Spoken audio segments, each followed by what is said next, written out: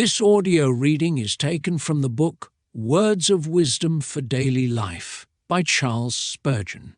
Our selected reading is entitled, Talents Great and Small. Well done, thou good and faithful servant. Thou hast been faithful over a few things. I will make thee ruler over many things.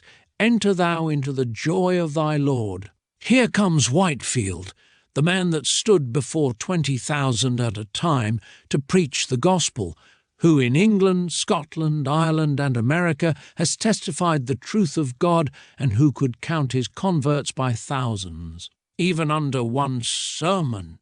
Here he comes, the man that endured persecution and scorn, and yet was not moved, the man of whom the world was not worthy, who lived for his fellow men, and died at last for their cause. Stand by, angels, and admire, whilst the Master takes him by the hand and says, well done, thou good and faithful servant. Enter thou into the joy of thy Lord. See how free grace honours the man whom it enabled to do valiantly. Hark! Who is this that comes there? A poor, thin-looking creature. That on earth was a consumptive. There was a hectic flush now and then upon her cheek, and she lay 3 long years upon her bed of sickness. Was she a prince's daughter, for it seems heaven is making much stir about her? No, she was a poor girl that earned her living by her needle, and she worked herself to death, stitch, stitch, stitch, from morning to night, and here she comes. She went prematurely to her grave, but she is coming like a shock of corn fully ripe into heaven, and her Master says, well done, thou good and faithful servant. Thou hast been faithful in a few things. I will make thee ruler over many things. Enter thou into the joy of thy Lord.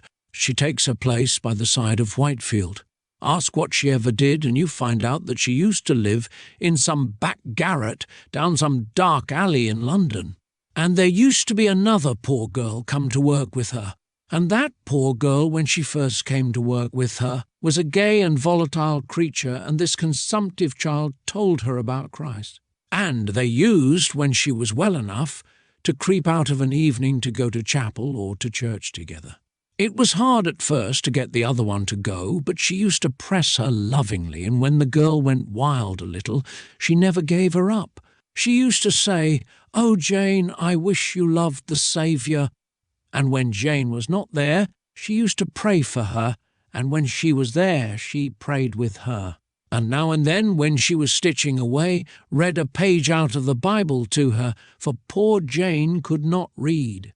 And with many tears she tried to tell her about the Saviour, who loved her and gave himself for her. At last, after many a day of hard persuasion, and many an hour of sad disappointment, and many a night of sleepless, tearful prayer, she lived to see the girl profess her love to Christ. And she left her and took sick, and there she lay till she was taken to the hospital, where she died. When she was in the hospital, she used to have a few tracts, and she used to give them to those who came to see her. She would try, if she could, to get the women to come round, and she would give them a tract. When she first went into the hospital, if she could creep out of bed, she used to get by the side of one who was dying, and the nurse used to let her do it, till at last she got too ill, and then she used to ask a poor woman on the other side of the ward, who was getting better and was going out, if she would come and read a chapter to her. Not that she wanted her to read to her on her own account, but for her sake, for she thought it might strike her heart while she was reading it. At last this poor girl died and fell asleep in Jesus, and the poor consumptive needlewoman had said to her, well done, and what more could an archangel have said to her? She hath done what she could.